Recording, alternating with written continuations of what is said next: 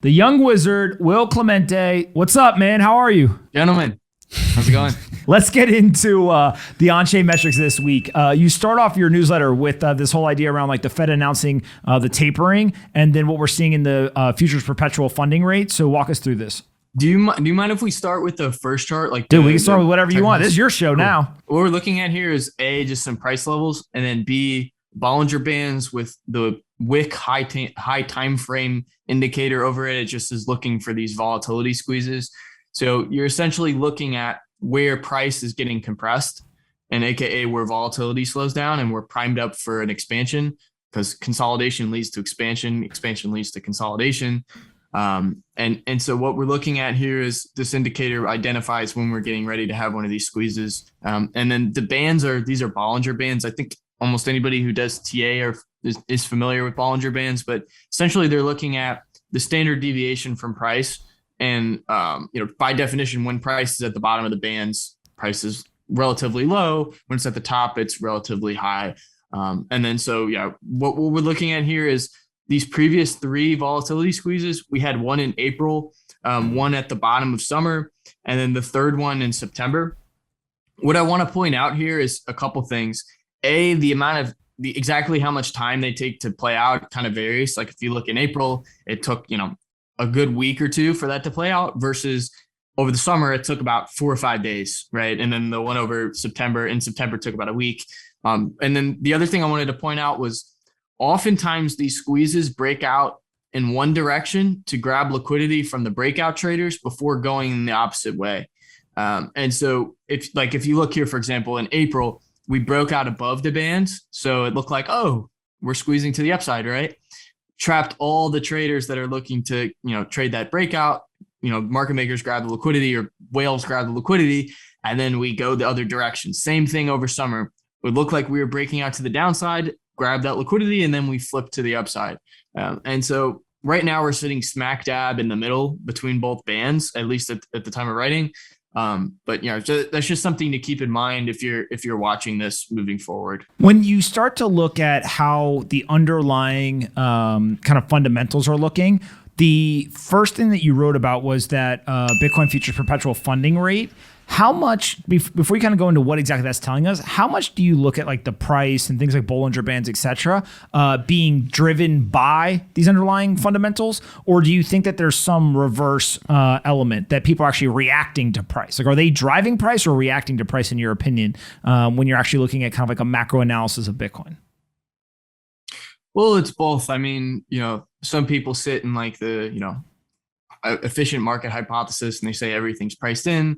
Then there's people like, I'm reading George Soros's book, Alchemy of Finance right now. And he's talking about essentially, people aren't making decisions based off of what's best for them. They're making decisions off of what they perceive to be the best decision for them to make. And so like with that being said, I think, when we're talking about like news, I mean, people are just reacting to what they think is the appropriate reaction to the news, not necessarily what's the correct reaction to news.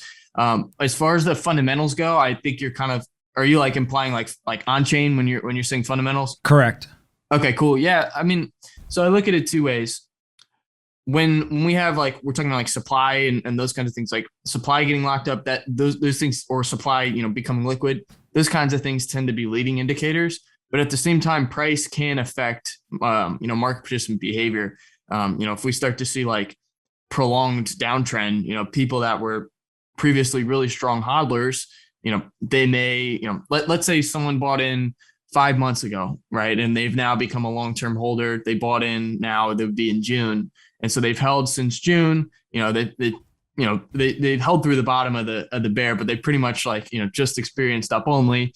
And so then, let's say we start to reverse pretty heavily. Well, then, those what were previously long-term holders, they may say, oh, well, forget this, right? Like, okay, I'm out.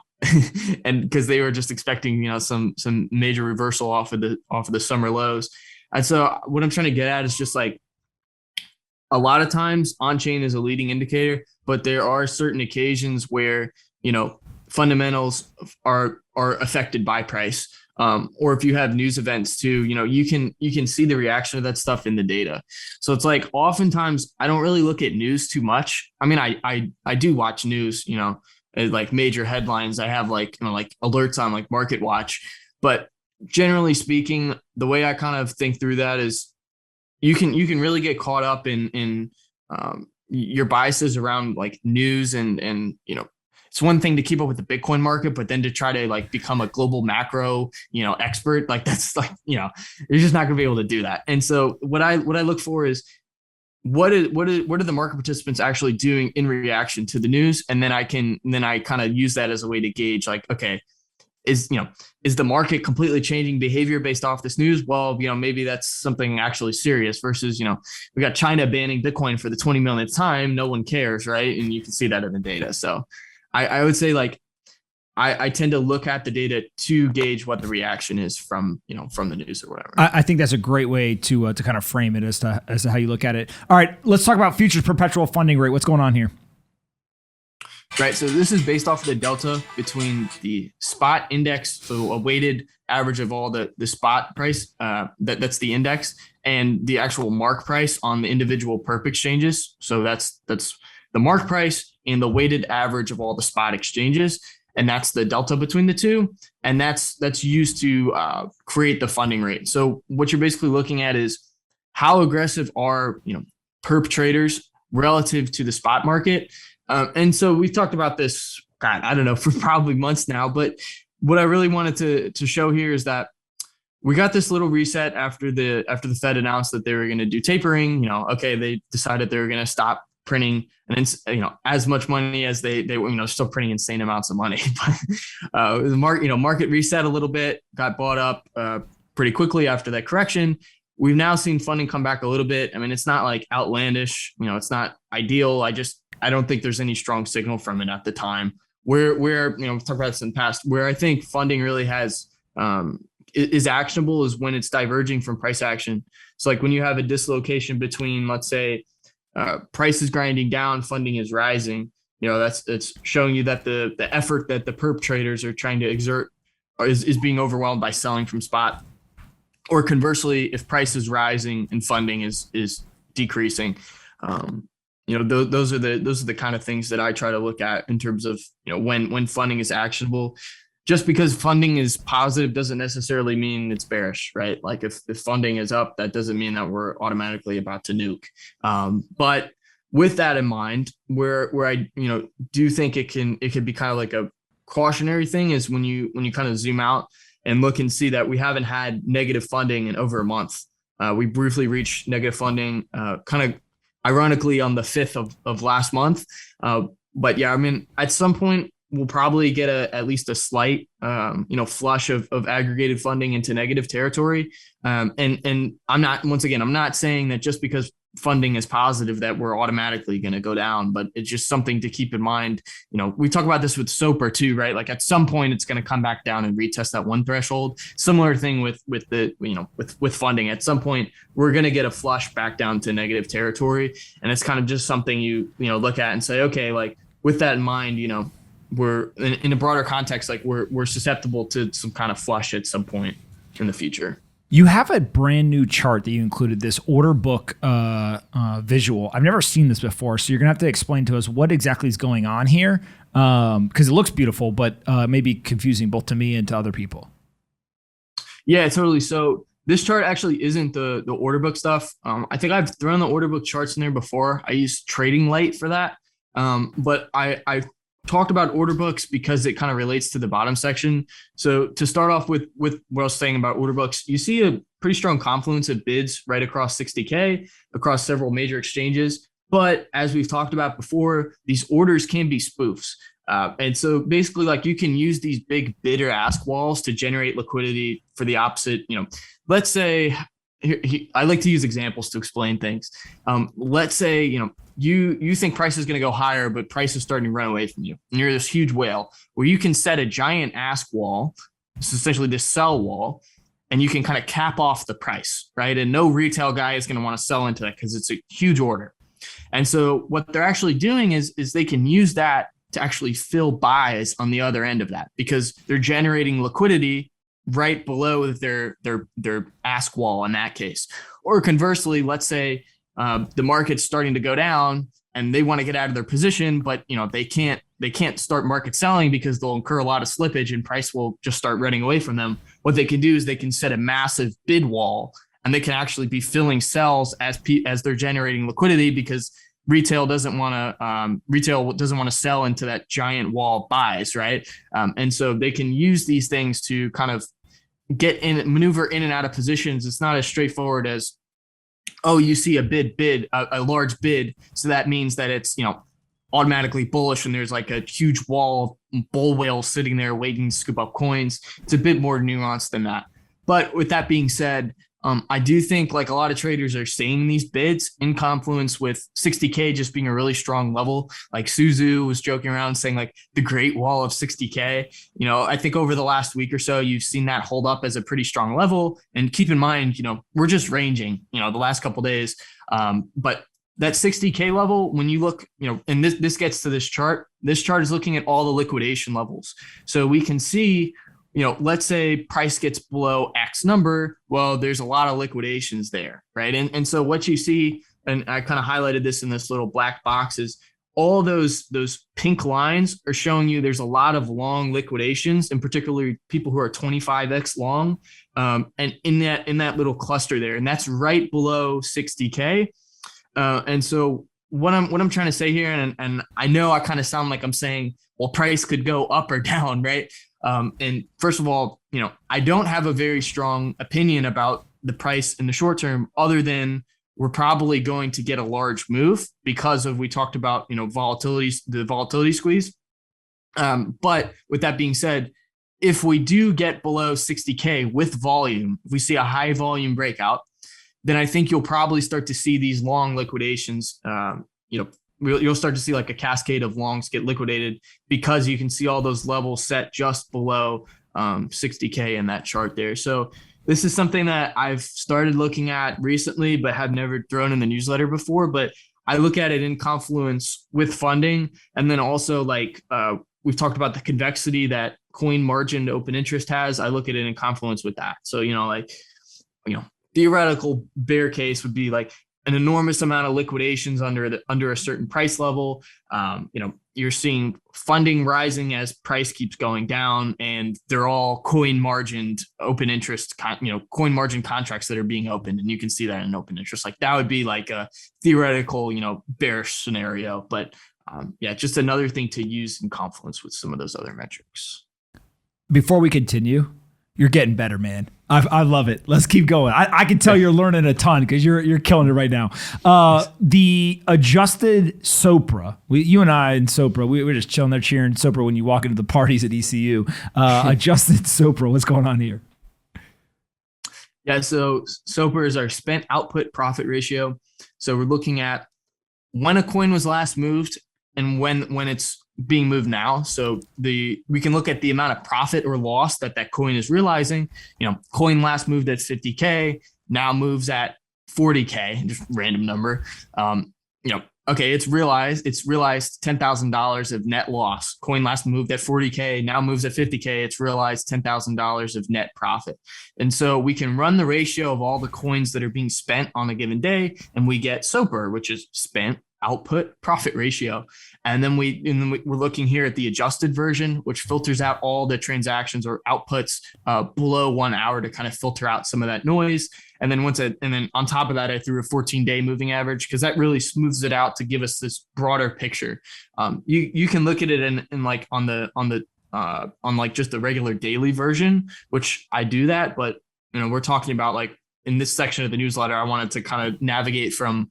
I try to structure it so like we look at the short-term stuff and then move more macro. So here I'm just trying to paint the picture of what's that broader context, but you can use the daily version. What I'm looking at here is we're still in bullish territory as long as we're above 1. We'll be bearish once we come back down below that 1 threshold. And then again, if we come back up and have a failed retest of that 1 line.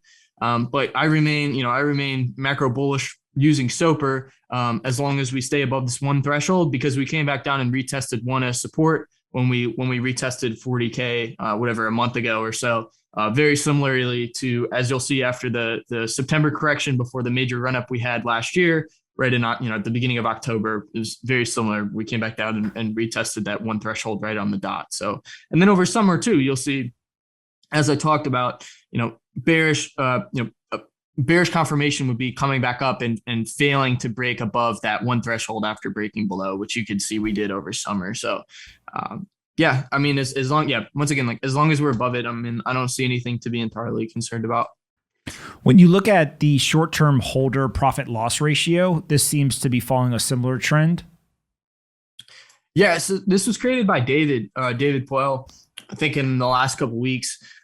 What you're looking at is all the ratio of all the short-term holder, the short-term holders in profit versus loss. So rather than in Sopra, we're looking at all the spent outputs. So we're looking at all the coins being spent on a given day and the profits or losses being realized. Versus in this chart, we're looking at specifically short-term holders. You can look at short-term holder Sopra, by the way, not to get confusing, but we're looking at just the short-term holders and the profit and loss that they're sitting in, not realizing, if that makes sense.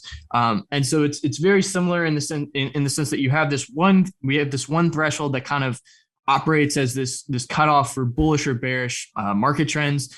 And once again, very just like Sopra, in bullish market trends, you want to buy the dips along one, and you want to sell or perhaps hold off buying for long-term holders. The retests from the underside below one. And so right now, once again, as long as we're above this one threshold, I don't see anything to be entirely concerned about in a broader context. When you start to go ahead and look at the illiquid supply shock ratio, out of all the charts today, this is the one I have the biggest question about. It just keeps climbing and climbing and climbing and climbing. Is that good? Or at some point, could we cross over into like, no, it's actually gone too high and there's like a negative side effect? Yeah, I think there's a couple like confusion, like a bit of confusion around this. That, and like B, people like to say, oh well, the ratio is now at the same level it was at 64K earlier this year or whatever, 65K when we topped out. How's that not bearish? And then also, how are we at a higher ratio, than we are now when we were in 2017 at 20K? The way I look at this is you just try to think about what is it showing from first principles. It's just showing that supply is moving to these illiquid entities. So it's moving to these entities who sell less than 25% of the coins they take in, or they hold at least 75%. So, they take in 4 coins, they hold at least 3 of them. And so it's only factoring in supply versus there's obviously a whole nother, part of the equation, which is demand. And so, to me, this doesn't necessarily mean that, oh, we're at a certain level that translates to something in price. To me, it's just showing that more supply is getting locked up. I look at it more of like, what does this mean from first principles rather than looking back at a certain value and attaching that to price per se, because we don't have the demand equation as well. But, one thing to note though is obviously declining a liquid supply shock ratio is bearish because it's showing that supply is becoming liquid from entities that were previously illiquid. So, coins that were previously locked up are now getting unlocked or AKA are now being, spent into the market. And so like we're currently getting above where we were earlier this year. We're reaching like 2021 all-time highs, which also means that we're now at the highest point in the ratio since we were in late 2017.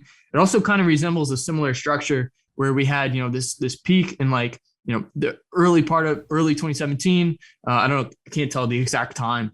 But then, we came back down just like we did over summer and then had another up thrust in that before having this prolonged downtrend. And so I would be kind of looking for something similar. If we start to see, this declining for say, a week or two on end, then I'll probably get, pretty cautious because it's showing, supply is becoming liquid.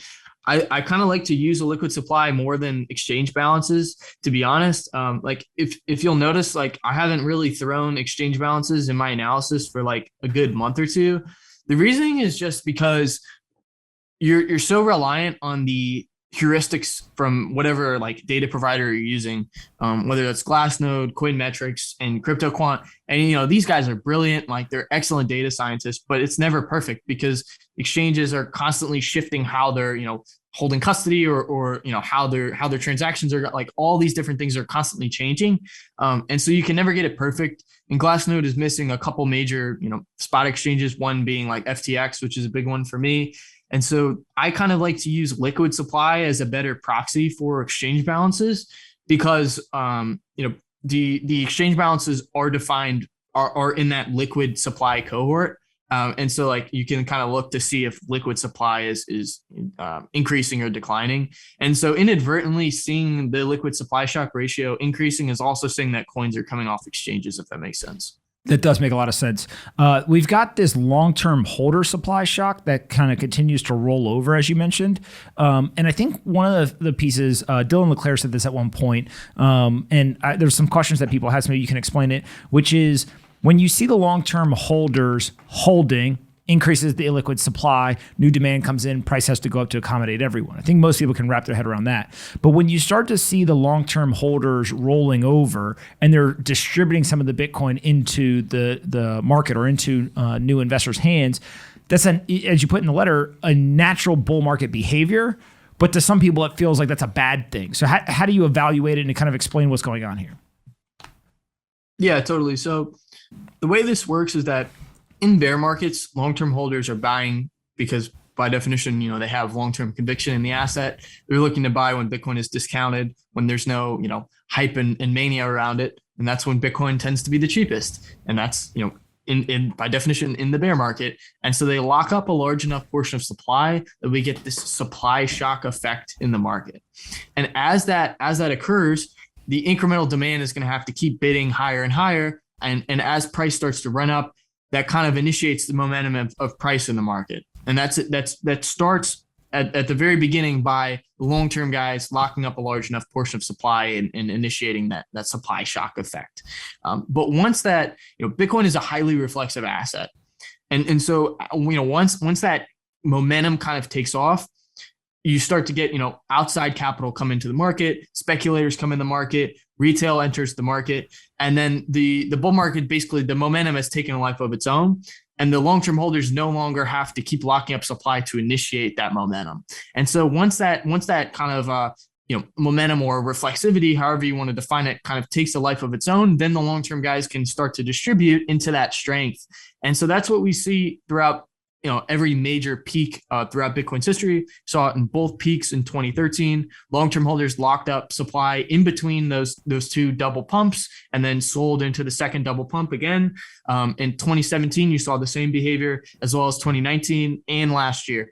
And so it's very natural to see these guys start to distribute as the short-term guys or the speculators are coming in and buying their bags. And it's also saying that if you're seeing price appreciation with long-term holders spending, well, that means that new outside capital is now coming into the market. And so that kind of leads us also to the next metric that I pulled up, the spent volume age bands. It's another way of showing the same thing. And so we've talked about the spent output age bands, which is just looking at the percentage of the outputs on a given day. But this is actually looking at the volume. And so this is a more accurate version of spent output age bands, in my opinion. You're looking at the amount of volume on every given day that's like coming from each denominated cohort. And so when you look at the amount of volume coming from, or the amount of coins being spent from 1 month or older entities, you're starting to see that increase as well. And I put a 14-day moving average on this as well. So you kind of have to have a pretty strong trend for this to really reflect in the chart. And it's just another way of showing you're seeing these older coins being spent just like you see in the long-term holder supply shock ratio. And so when you start to look at this, there's this entity adjusted ASOL, right, which you've got here. And what is fascinating, as I kind of just eye it up, and again, you're much well versed in this than I am, in January of 21, this thing absolutely spiked very high, right? And that's when we went from kind of 10 to 30, and then we continued on from 30 to 60. Why is it that the entity adjusted ASOL would spike between, let's call it like the beginning of November to January, but it wouldn't spike from January to March? Like, what's going on there? Sure. So ASOL is the average spent output lifespan. And so we've talked about several of these different lifespan metrics. We just looked at long-term holder supply, spent volume, age bands. This is another way of kind of looking at the same thing, except there's no volume weighted to this. You're just looking at all the coins traded on a given day and just the raw average age of all those coins being spent. And so, as I think we've talked about before, the long-term guys don't perfectly time the top. Like they don't perfectly time the bottom either. They buy, into weakness and they sell into strength. And that's why I always say into, and I don't say like they sell the top or buy the bottom. They don't perfectly time these things. They kind of average in and average out. And so that's what you saw, at the beginning of this year. Yeah, they didn't perfectly time like the 60K top, but they started selling really aggressively. And that's shown by this spike here. Once we had that first up thrust up to like, or I think it was like the earlier or mid 40Ks. So that's all that's showing. And then, overall you had like increased spending from these older guys. As we went into the summer though, you saw this decline. So you saw less spending from these older coins, which doesn't necessarily mean that you see accumulation.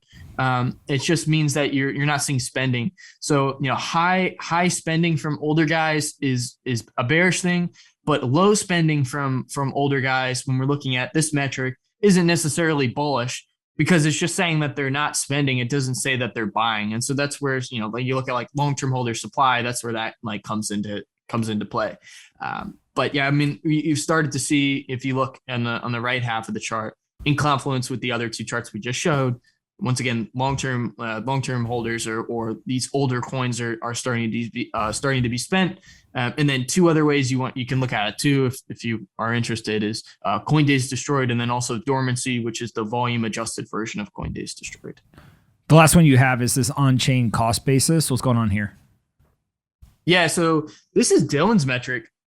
I think this is actually one of the main metrics I'm going to use to kind of look for when we're getting overheated over the next couple of months or maybe into the beginning of next year.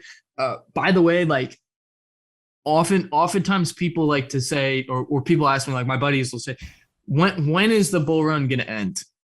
Is it December? Is it January? And everyone, of course, wants to know, what's the exact price. I don't really look at it that way per se. What I'm looking for as like an on-chain analyst is what are the behaviors that are occurring that have previously, resembled euphoria or exuberance in the market. And so this is one of those oscillators or metrics that you can use to kind of identify that.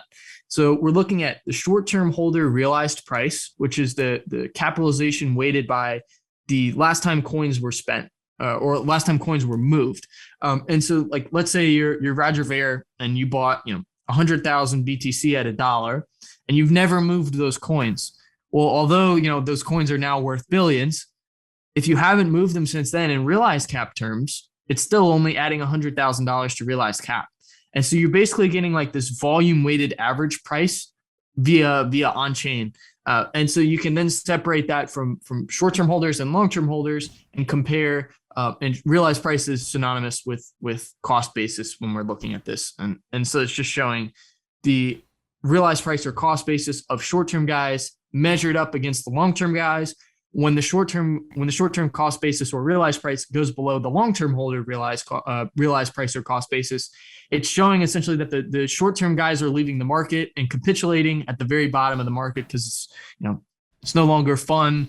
Bitcoin's not just going up only. And so that's when the long-term guys really step in and are dominating the market and are setting the floor, as we talked about.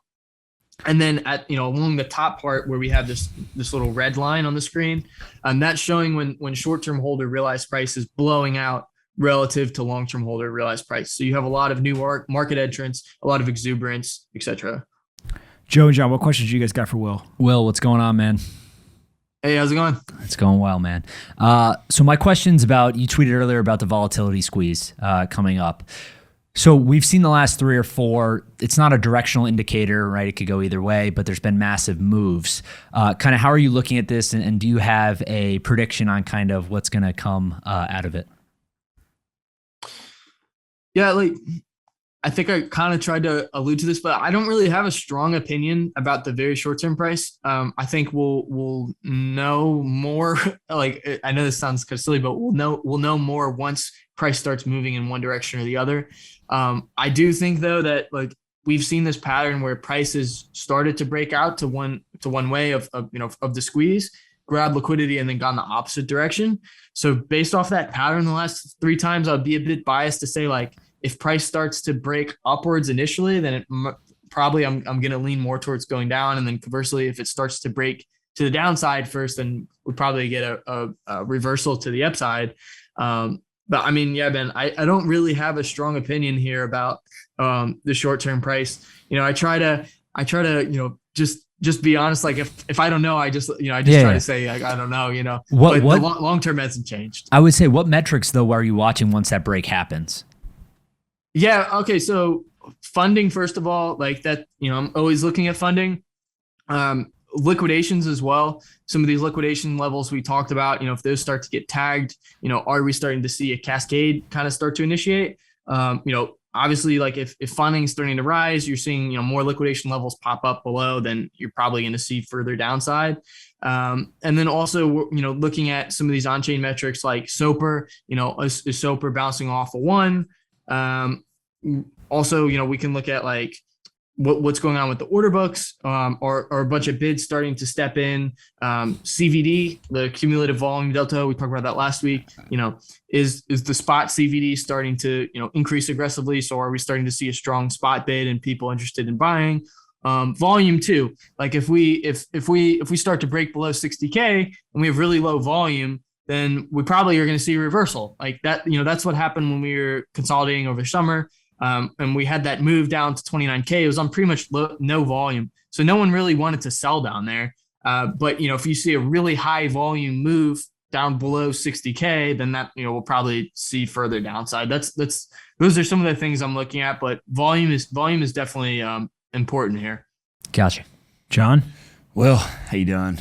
Glad to see you safe from Halloween weekend.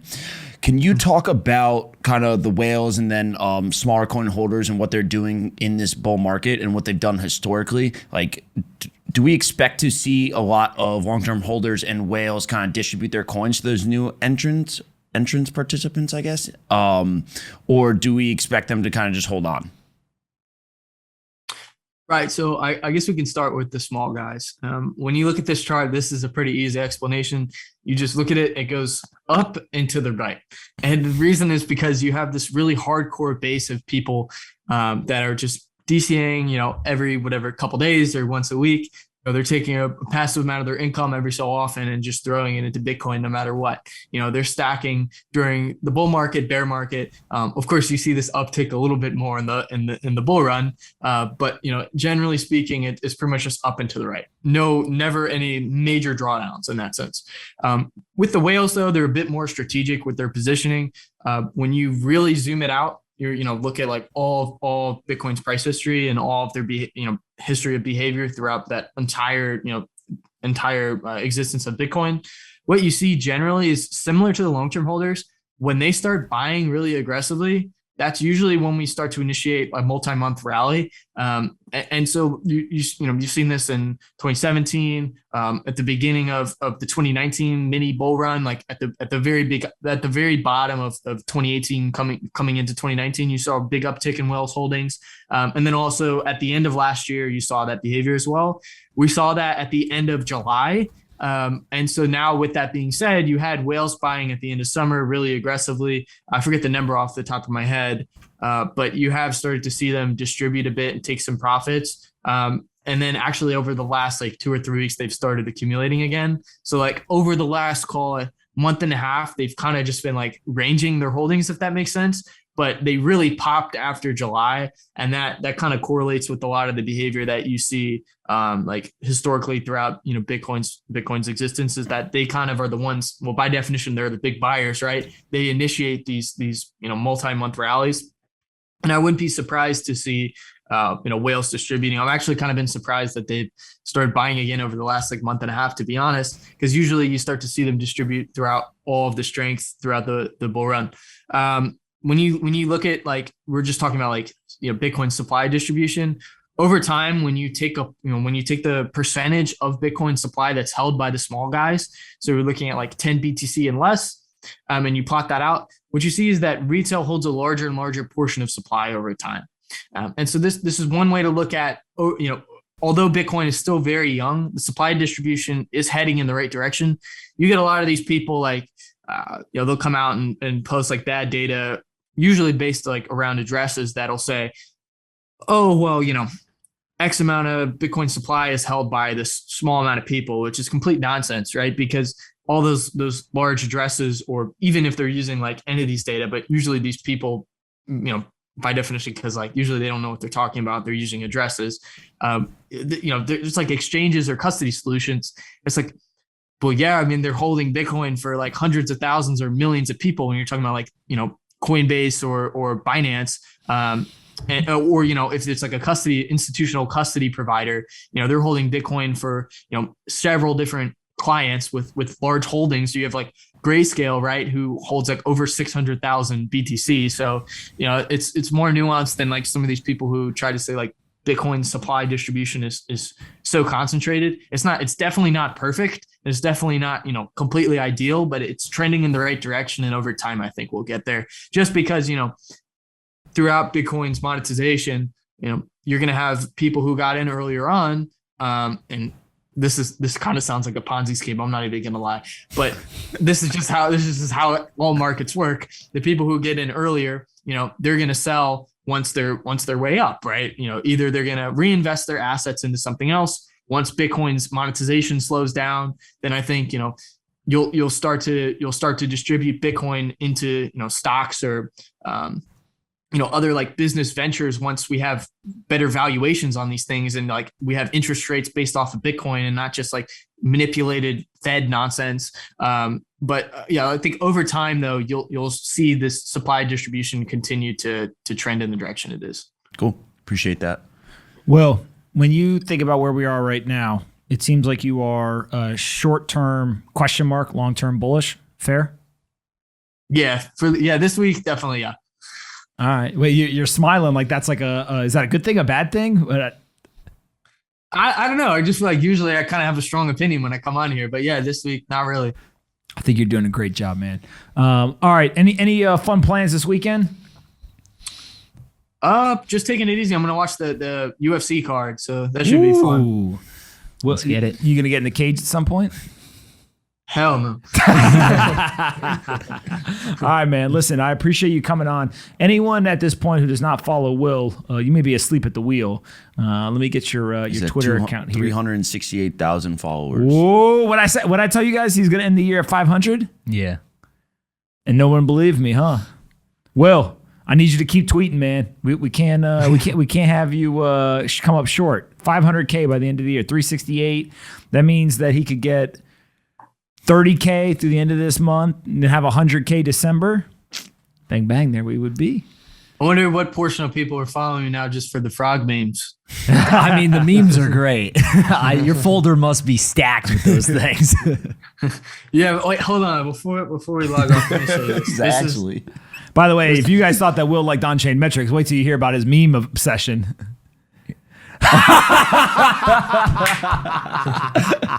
Whole phone. Dude, you're a legend. I love it. All right, buddy. Thank you so much for coming on. Anyone who does not follow Will, please go follow him. His newsletter is linked there in his Twitter account with Blockware. Go check out all the great work he's doing. He just continues to do a fantastic job. Will, So, thanks for coming very on today. excited. You brought the heat.